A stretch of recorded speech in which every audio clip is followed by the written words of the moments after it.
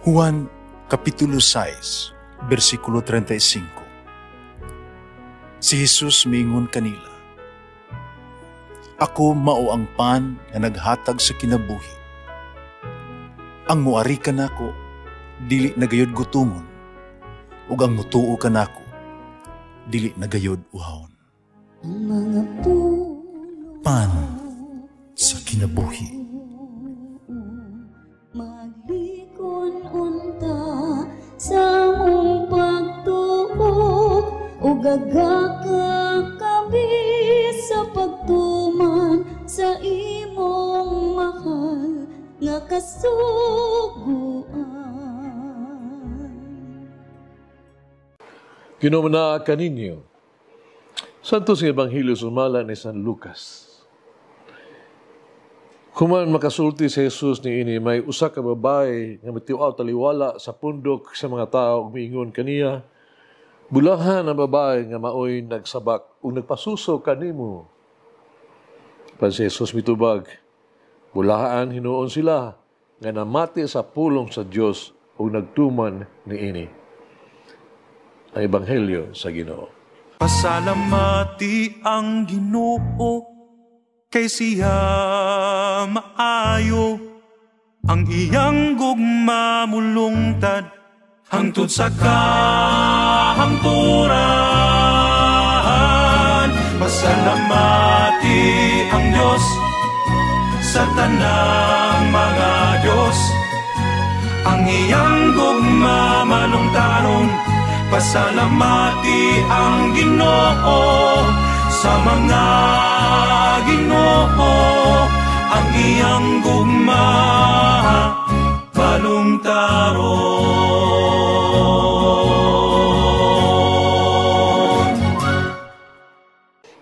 Kini na sulat sa Biblia, sa basahon sa mga Proverbs. Sumala pa, in English, "The father of a righteous man will rejoice with joy. Mother, she will give birth to a wise son, will rejoice in him. Let your father and mother have joy. Respect the one who gave birth to you." Dinhin na kaingon kita nga ang pagdaig sa anak mausab ang pag-ila sa mga ginikanan. O ang nahimo sa mga bata mausab ang nahimo sa mga ginikanan. Atong kalapusan, mausab ang kalapusan sa atong ginikanan. Atong kalipay, mausab ang ilang kalipay. Ato sa kapakyasan, mausab ang ilasan kasubanan o kapakyasan. Mga pulong sa babae sa Ebanghelyo karon, may mga pulong sa pagdaig. Nga pulong kini nga puno sa pagdaig sa ni Maria. Hindot sila makapadasig ng mga pulong. Yung mga pulong, nagpahayag sa iyang pagdawat kang Jesus o sa iyang paghatag o importansya sa iyang inahan ni si Maria. Si Jesus, wala maglimod sa kamatuoran sa gisulti sa babae nga militok o mga pagdaig sa iyang inahan. Oo. Sapagkat tinuod, si Mama Mary tako sa tanang pagdaig. Usama sa babae gikan sa panon, kita usab kinahanglan magdaig alang kang Maria kanunay atong inahan. Kano sa katapusang higayon nga atong pagdaig ni Mama Mary. Kano sa katapusang higayon nga gidaig atong minahal nga inahan. Ang gustong ipunting ni Jesus mao kining duha ka butang.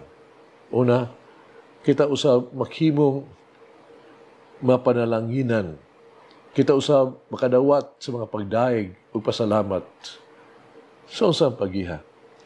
At tubaga na sa versikulo 28, nga mao, "Paminawa ang pulong sa Dios ug tumana kini." Di lamang kita angay nga maghimo mga magdadayeg Jesus. Apan labaw pa kita kinahanglan nga iyang mga sunod-sunod followers. Mga buhat kini ay kinahanglan ni Jesus. Ang ato ang mamayang ehemplo, ang yatagan, ang gitinguha ni Jesus alang kanato. Busa atong hubaron ang pulong sa Dios sa mga buhat sa ato ang mga kamot.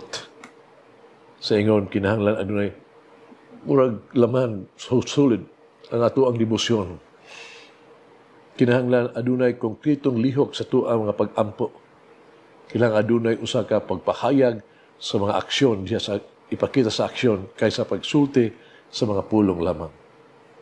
Importante dili ang atuang nahibaluan bahin sa sagradong kasulatan, scripture. Kung dili ang atuang gibuhat bahin ini, pagtuman ini. Importante dili ang atuang nakatunan ug unsay atuang giampo, kung dili kung giunsa nato pagbuhat o pagpractice kini sa atong kinabuhi. Kiduha si Mama Mary, tako sa tanang pagdaig o pasidungog.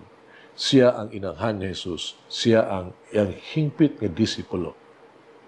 Kung gusto nato ang mahibalaan kung unsa ang mahimong usa ka tinuod nga maunungon nga disipulo ni Jesus, kinahanglan natong tan-awon o makat-on kita gikan ni Mama Mary.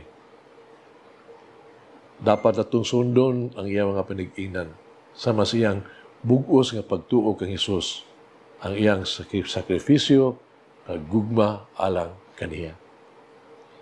Si Jesus alang kaniya mao ang kinauyukan o sentro sa iyang tibuok kinabuhi. Ipakita niya ang iyang bugos pagkamaobsanon o pagsalig kang Jesus.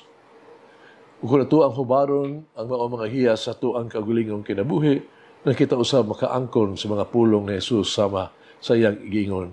Bulahan ang naminaw sa pulong sa Dios ug nagtuman niini.